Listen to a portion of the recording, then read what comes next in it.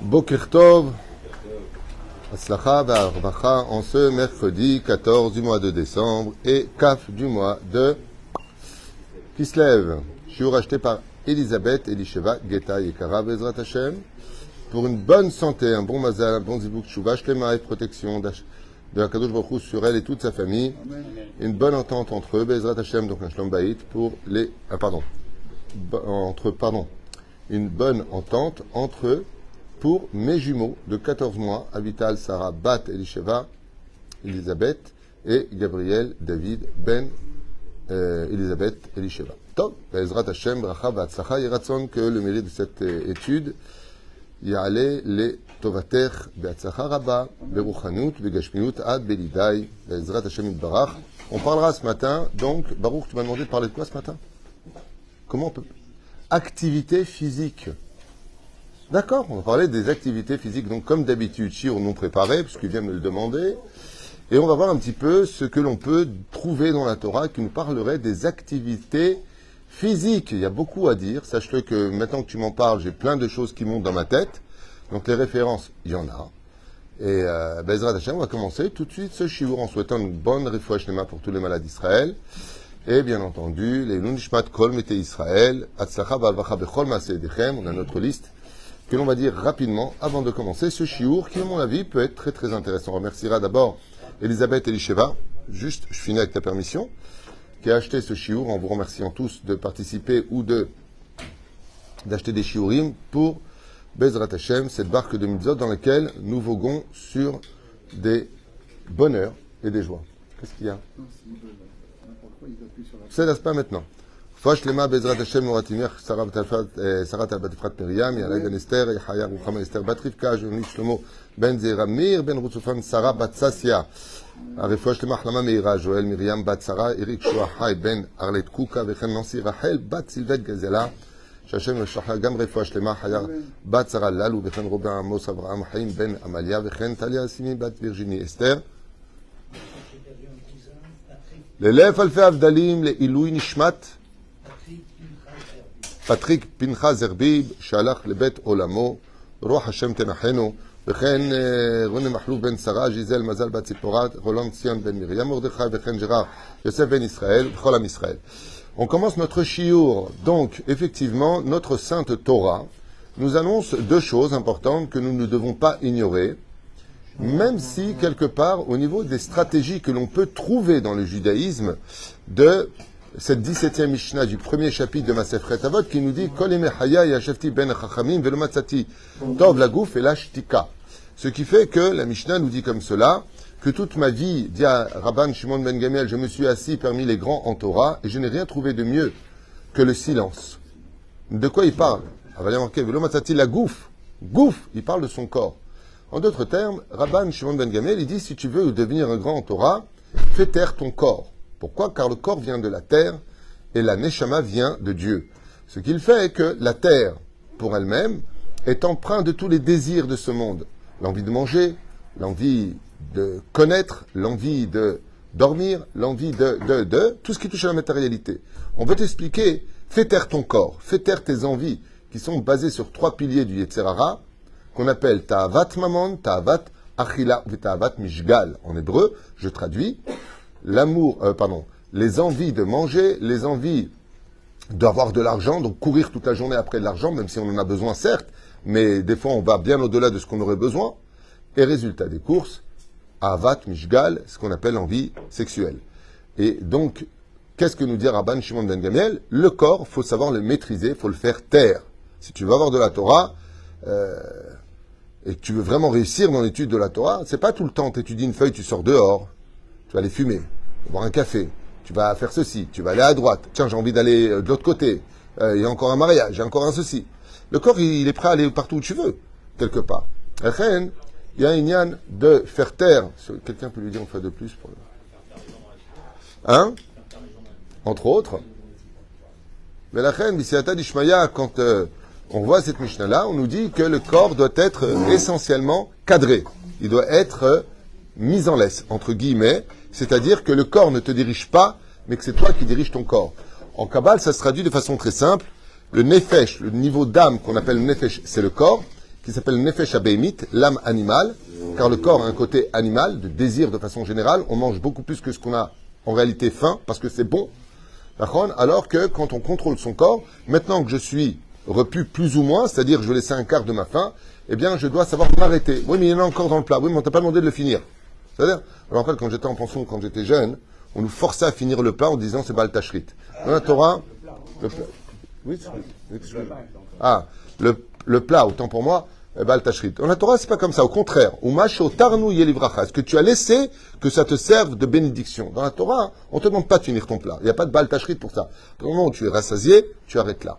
Ça, c'est cette première Mishnah. Par contre, ce qui est très intéressant, c'est la première Mishnah de ce même chapitre. Rabban Shimon HaTzadik a omer Ashoshat Barim Ha'olam Hamed à la Torah, à la Avoda, à la Gemilut Chasadim. Donc là-bas, nous dit cette Mishnah-là, le monde tient sur trois piliers.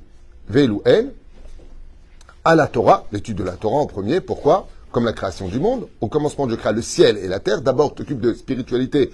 Ensuite, grâce à cette spiritualité, tu as de lumière. Tu as de la lumière de la main pour la mettre dans la matérialité. Nachon.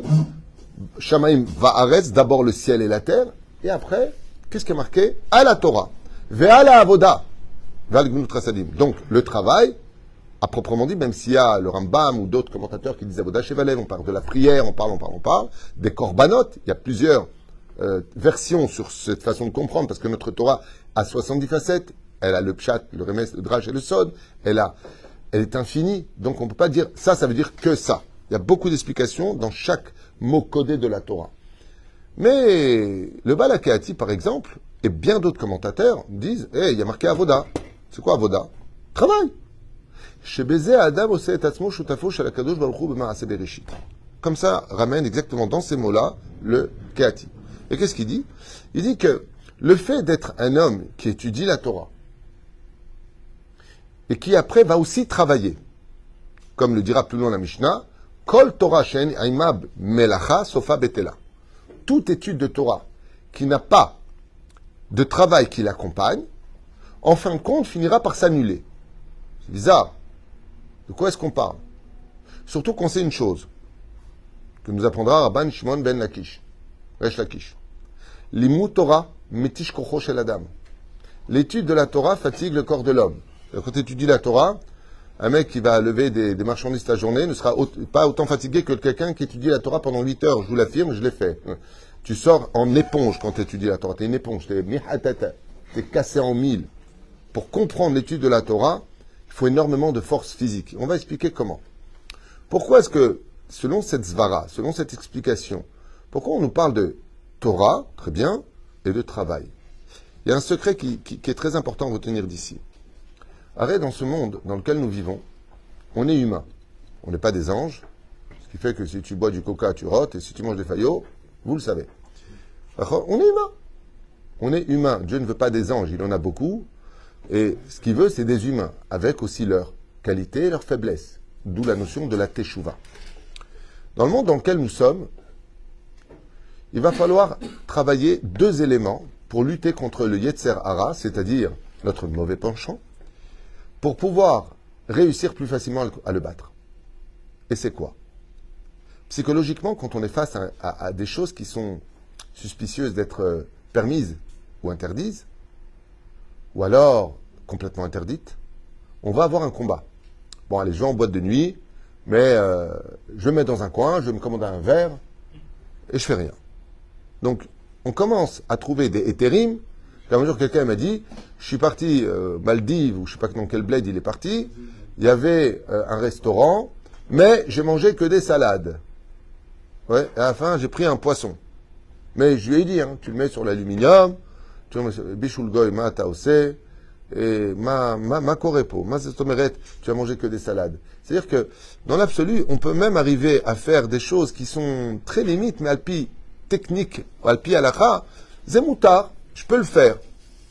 Quand tu étudies la Torah, il n'y a pas de traluite comme ça dans ta tête. Quand tu étudies la Torah, tu sors d'un texte d'étude de la Torah, tu viens manger au café là-bas, mais il n'est pas cachère. Je ne rentre pas dans les détails, je vais manger que des fruits, je vais manger que des... Il n'est pas cachère, ni le chèvre. D'où j'ai cette force, parce que j'ai étudié la Torah. Et des fois, vous savez que là où il y a du miel, il y a des mouches. Plus tu vas avoir de Torah, plus ton Yetzer Hara, ton mauvais penchant va grandir. Et ce qui va se passer, c'est qu'après une bonne journée, le matin, tu as mis tes tefilines, tu as fait une petite heure d'étude, tu as écouté un cours du Rav Twitou, par exemple, okay, t'es bien. Et puis la journée, tu as été contrarié, un peu à droite, à gauche. Et l'autre, il te dit, tu veux pas qu'on aille au casino? Casino, suspicion. Bah, je fais rien de mal. Je vais voler personne, c'est juste un tripot, il y a plein de meufs, mais qui tombent la Inyan, c'est Bitouzman, en plus tu es sûr que tu vas perdre ton oseille, parce que dès que tu en gagnes, tu as l'adrénaline qui monte pour en remettre encore plus. À la fin, le seul qui gagne, c'est le patron du casino. Et la mafia qui est derrière. Mais voilà que je me dis, tu sais quoi, je vais me détendre, je vais y aller. Après tout, je fais rien de mal, faut pas être trop fanatique, vous connaissez ce genre de phrase du Yetzirara, faut pas être trop religieux. C'est la phrase qui m'a fait le plus rire dans ma vie. Pas être trop religieux. C'est comme si que le mec qui va travailler chez son patron, il dit, moi, pourquoi tu te reposes alors que tu as du travail? Pas être trop ouvrier. Là, t'as obsédé. Travaille. Ta femme, elle te sert un plat qui est à moitié cuit. Excuse-moi, mais il est pas tout à fait cuit, les pâtes sont un peu dures. Faut pas être trop fanatique. D'où ça sort ce côté débile de faut pas être trop. Où tu l'es pas. Il y a une ascension vers l'évolution religieuse, pratique, si on peut l'appeler comme ça, parce que c'est pas un peu aval. Mazé, chetzi. Tzachliot, shalem. T'aimerais, toi, avoir un enfant qui naît, il lui manque 2 jambes, et Dieu t'envoie une voix, faut pas être trop fanatique. Ah non, faut qu'il soit complet, l'enfant. Et toi, tu peux pas être complet devant Dieu? Les gens, ils sont un peu maboules. Là où ça les dérange, ils font du supermarché. Ça, oui. Cette mitzvah, non. Cela, non. Mazé, je suis hôtel. T'as dit, Bezrat Hashem, j'y arriverai. T'as le droit de prendre du temps pour y arriver. Mais tu n'as pas le droit de l'ignorer en disant ça jamais. Sinon, tu deviens réformiste. Bekitour Belaïnian, le mec, il a envie de partir. Seulement, comme il a travaillé toute la journée, qu'il a mal au doigt un petit peu et qu'il a les jambes qui lui tirent, tu veux venir avec nous au cinéma? Qu'est-ce qu'il va aller voir? Un truc où il n'y aurait pas éventuellement, encore une fois, technique. Non, t'inquiète pas, c'est un film qui se passe dans un avion, il n'y a aucune scène... Et il lui dit, tu sais quoi, ça te ferait du bien, ça va te détendre. Il dit, ouais, d'accord. Mais je suis fatigué. Pourquoi tu es fatigué? Parce que j'ai travaillé toute la journée. Et c'est ce qu'il dit le Kahati. Il dit, pourquoi? Il est très important de s'occuper, Vetishmeru al nafshotechem meod meod. La Torah, Midoraita, le Sefer Torah qui est derrière moi, il nous dit, tu prêteras attention à ton corps, et à ton âme et à ton corps. Vetishmeru al nafshotechem, à vos âmes. Pourquoi vos âmes au pluriel, nafshotechem, nafshecha? Il dit non. Il y a le ruach et la neshama qui appartient au côté spirituel. Et il y a le nefesh qui appartient au domaine physique. Et Dieu nous ordonne de faire autant attention à notre âme qu'à notre corps. Et pour cela, d'un côté, la Torah nous met en garde. C'est très important quand tu étudies la Torah d'aller bosser après. Tu sais pourquoi? Parce que quand va venir l'occasion de te heurter face à une décision, un tant soit peu agréable et difficile, en essayant de passer entre les filets de la halacha, eh bien, maintenant que tu as fatigué ta neshama, plutôt que tu as nourri ta neshama de Torah ce matin, et que le soir tu es crevé parce que ton corps a assez donné, tu éviteras de fauter. Il faut te donner les armes pour ne pas. Et ça, par contre, tu l'entends souvent même chez les jeunes. Tu viens ce soir, on va à Tel Aviv. Là, je peux plus, là. J'ai des examens, je suis fatigué, j'ai aidé mon père aujourd'hui. Je peux pas. Je rêve que d'une chose, ma douche et mon lit. Parfait, va dormir. Dans ce cas-là, va dormir. C'était le premier côté à développer. Le deuxième côté à développer, par contre, qui n'est pas moins important, Ilchot Rambam, Ilchot Deot. Dans le Mishneh Torah du Rambam, là-bas, il est marqué explicitement, ainsi que dans beaucoup de Kitzurei Shulchan Aruch, comme celui du Rav Aaron Zakkai dans le Beit HaYehudi, l'importance de travailler son corps. Un corps en bonne santé est une obligation de la Torah. C'est-à-dire que, par exemple, le Rambam, il dit, ne sois pas comme le chien ni l'âne, qui ne mangent que ce qui est bon pour leur palais.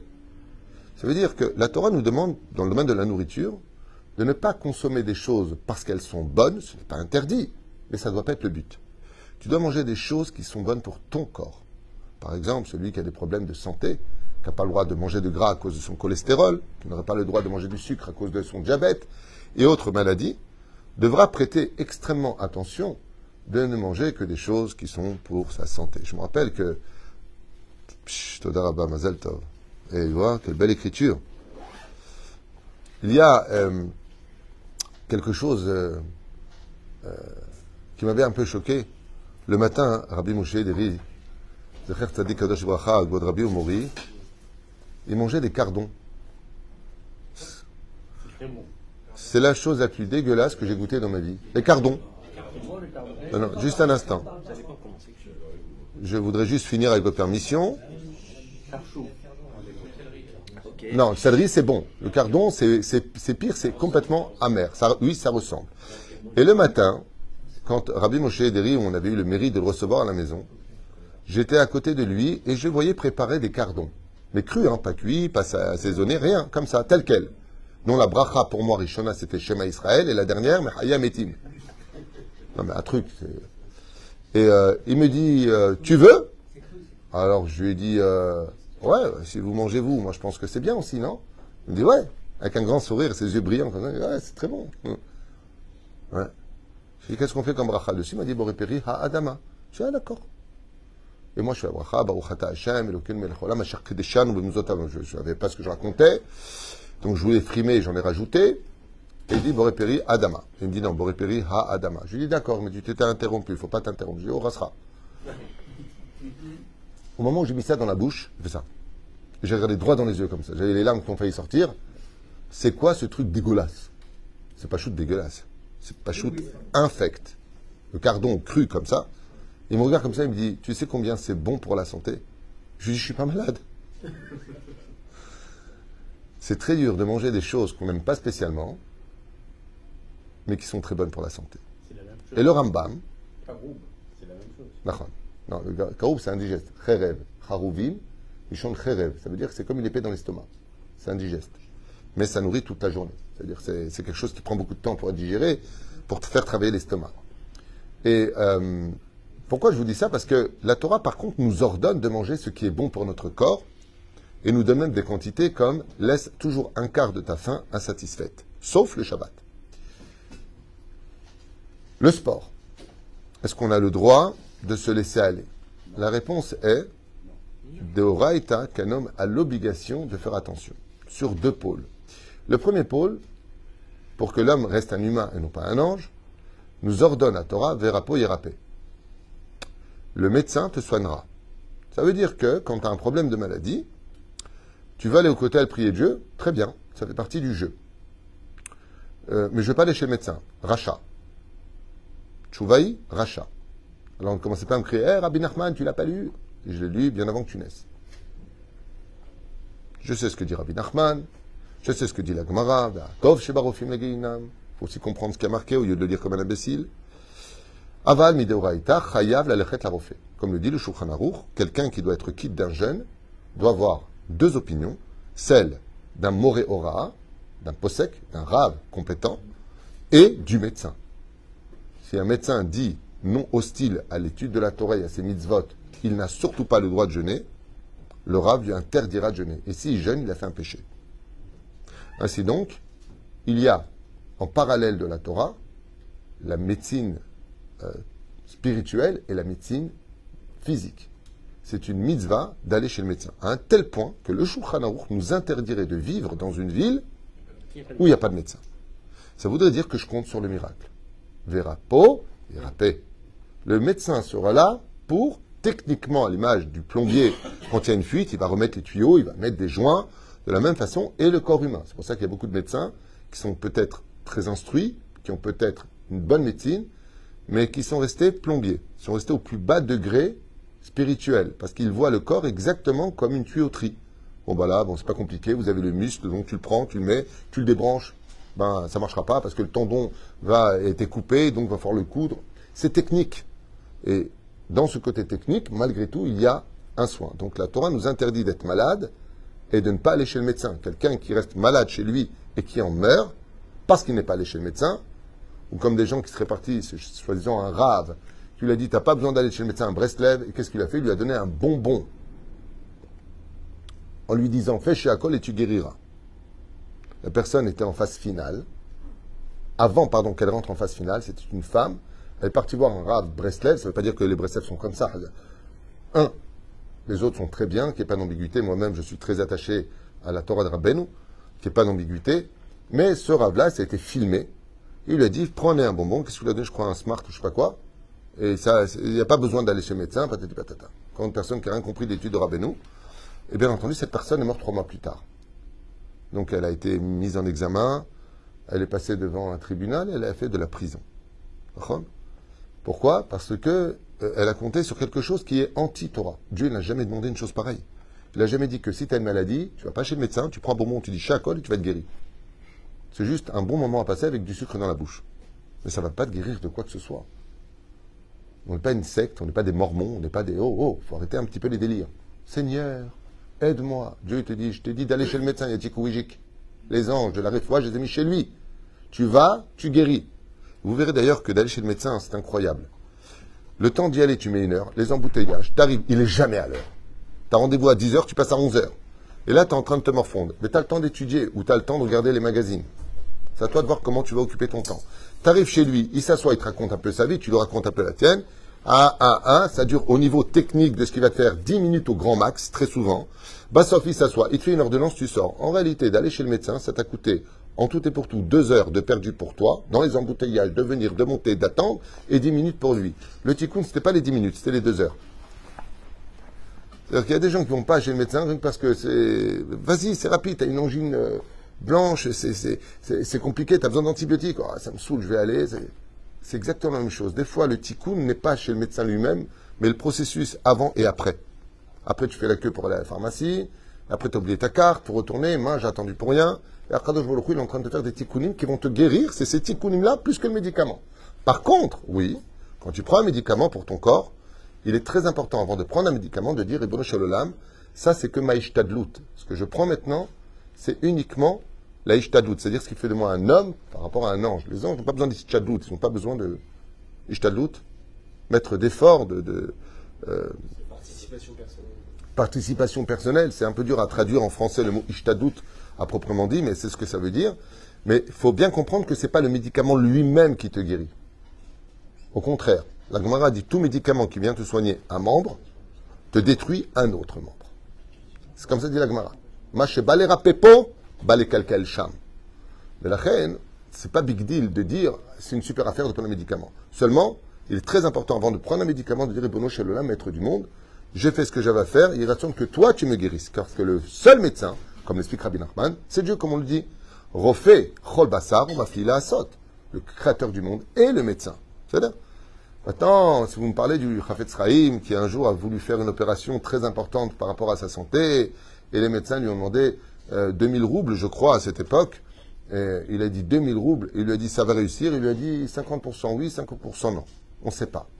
Il a dit, ah bon, qu'est-ce qu'a fait le Chafetz Chaim? Il est parti à la yeshiva, il les a donnés au Rosh Yeshiva pour donner aux élèves. Alors, son élève qui était avec le Chafetz Chaim, il lui a dit, Gvodrav, les 2000 roubles que vous avez, c'était pour la petite opération que vous deviez faire. Il a dit non. Les humains, c'est moitié. Chez Dieu, Tzedaka, Tatzim, Mevet, lui, c'est 100% sûr. Et Bémet, il a guéri. Alors quelqu'un m'a dit, bah là, je vais faire pareil. Je lui ai dit, quand tu seras le Chafetz Chaim?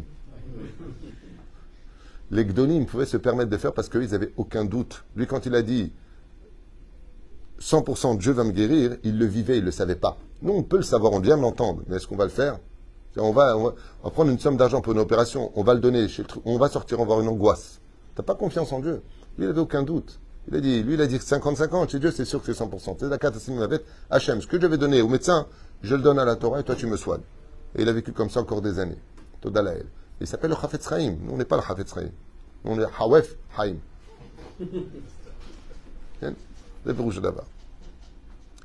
Dernier élément.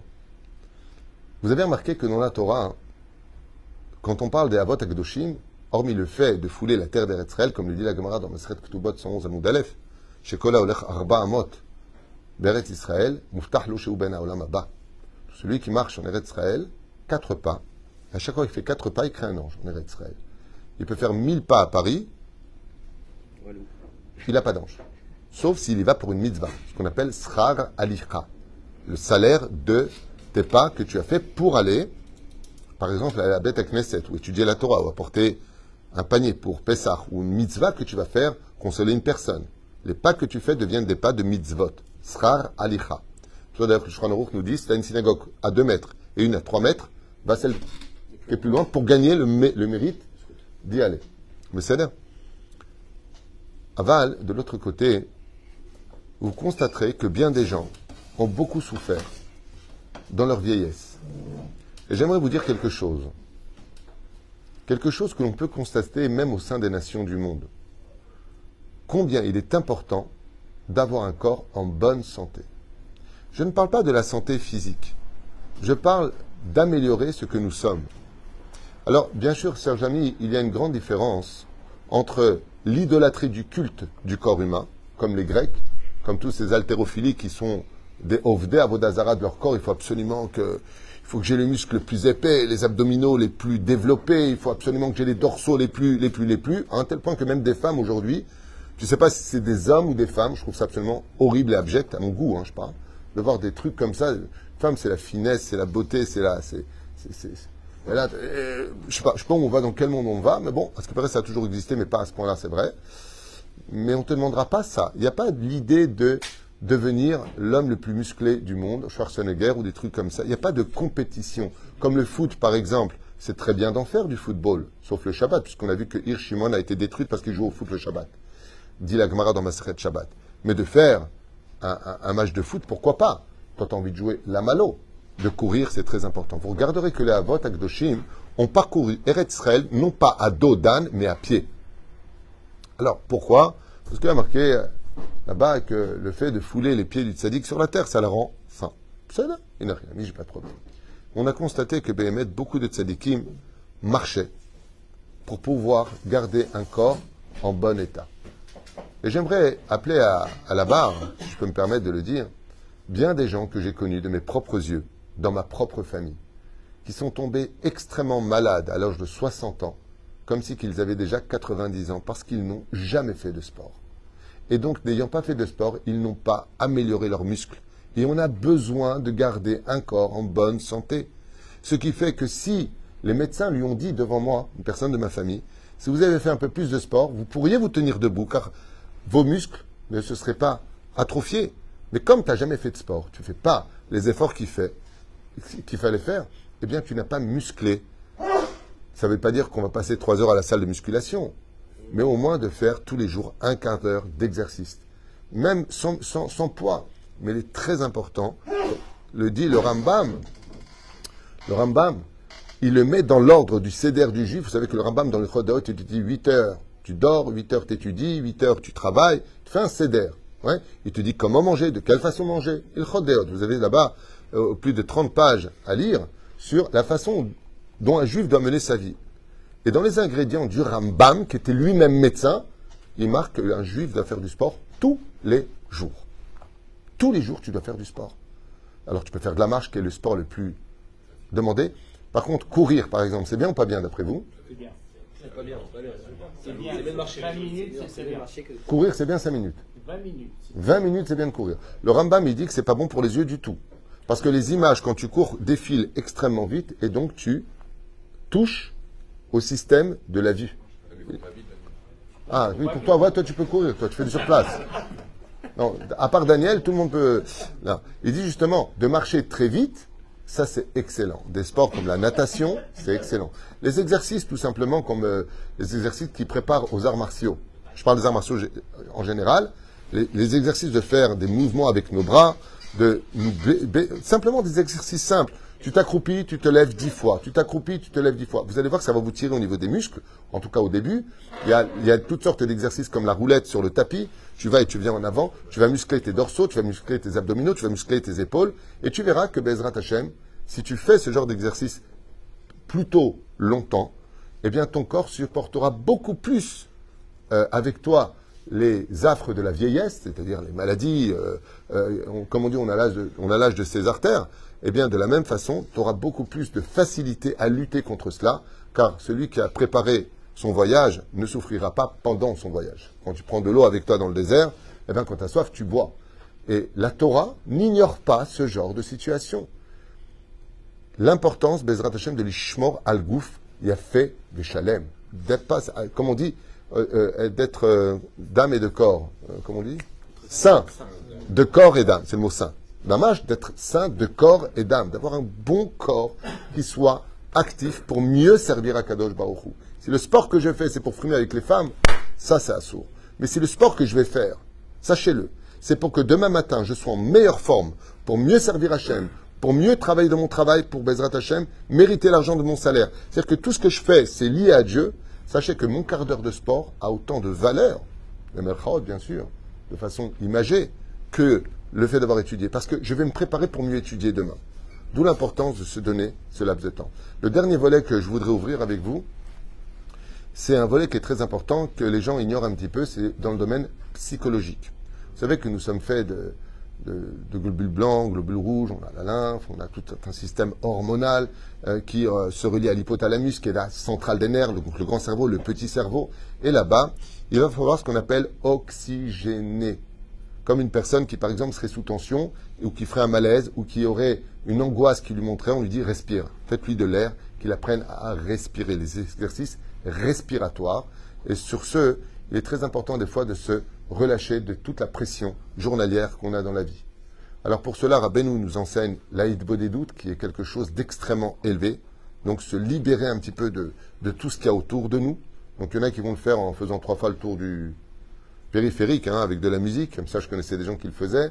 Il y en a d'autres qui vont faire de la marche. C'est très important. Mais il faut savoir que le sport, comme on dit, tu veux aider ta famille, tu veux supporter l'éducation de tes enfants, tu veux calmer tes nerfs. Sache aussi qu'une grue cassée ne peut pas lever de poids. Va t'occuper de toi. Alors, il y a des exercices qui sont très compliqués. Vous savez que le sport est très dur au début, puis après, ça devient une drogue. Vous savez ça? Tu fais de la marche au début, pendant une semaine, rassera, tu vois, ça te gonfle. Je pense que le mot est clair, c'est gonflant. Mais tu verras qu'à un moment, tu vas créer ce qu'on appelle de l'adrénaline, et l'adrénaline va nourrir la dopamine. La dopamine est une cellule très importante qui se trouve au niveau de la glande centrale, qui nourrit la joie de vivre, l'envie d'exister, l'envie d'être motivé. Ce qui fait que cette dopamine se nourrit de cette adrénaline à un certain degré, bien sûr, et là, d'un coup, on va avoir envie de courir comme un besoin de le faire. Et c'est quelque chose de très important parce que ça va nous libérer. Un peu de musique, pas trop fort pour les tympans. C'est très important aussi de faire attention à cela. Et je vais commencer à faire tous les jours. Bon, alors, au niveau professionnel, pour que la marche soit efficace au niveau du corps, c'est 45 minutes exactement. Ou si tu veux de vrais résultats au niveau même de perdre du poids et autres, moins de 45 minutes. Tu as fait du sport, mais si tu veux avoir des résultats physiques, c'est 45 minutes de marche. Et là, à ce moment-là, quand tu marches, Bezrat Hashem, tu fais le vide dans ta tête, tu peux écouter un cours de Torah. Je connais beaucoup de gens qui écoutent des cours de Torah quand ils font leur marche. Et Bezrat Hashem, tu vas t'occuper pas simplement d'avoir un corps en bonne santé, mais aussi savoir te détacher de tout pour mieux les réaffronter. Comme je dis souvent, on adore nos enfants, mais quand ils sont en vacances à la maison, il y a un moment où on aimerait bien qu'ils se cassent.